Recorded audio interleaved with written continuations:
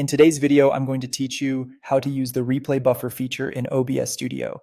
This tool is essential if you want to capture those brief moments of brilliance or excitement during your live streams, or if you simply want to have a handy recap of recent events. So let's dive in and get started with setting up the replay buffer in a few easy steps. First, we need to enable the replay buffer. To do this, open up your OBS Studio. Once you're in, head to the Settings menu, which you'll find in the bottom right corner of your screen. In the Settings window, navigate to the Output tab. Here you'll see an option labeled Output Mode. Make sure to switch this to Advanced. This gives you more control over the settings. After that, scroll down until you find the Replay Buffer section. You'll want to check the box next to Enable Replay Buffer. Now, a critical part of the setup is determining your max replay time. This setting dictates how far back OBS will retain footage in its memory.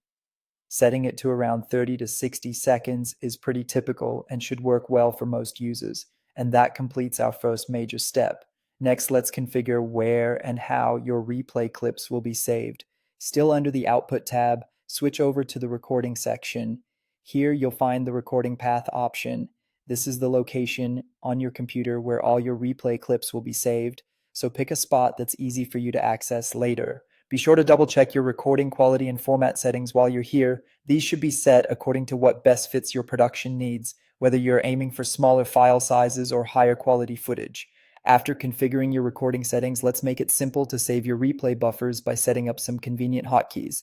Go back to the Settings menu and find the Hotkeys tab. Look for the option labeled Replay Buffer, Save Replay. This is where you'll assign a hotkey combination like Ctrl+Shift+R, which will allow you to save clips instantly during your stream or recording without needing to navigate through menus. For additional control, you might also want to set hotkeys for starting and stopping the replay buffer manually. Last but not least, make sure to activate the replay buffer before you start streaming or recording. You can do this manually by clicking the Start Replay Buffer button located in the main OBS window's bottom right corner.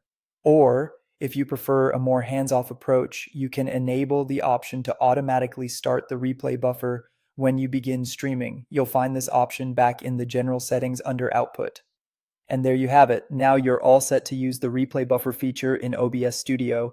If you found this tutorial helpful, don't forget to like the video and subscribe to my channel for more helpful guides.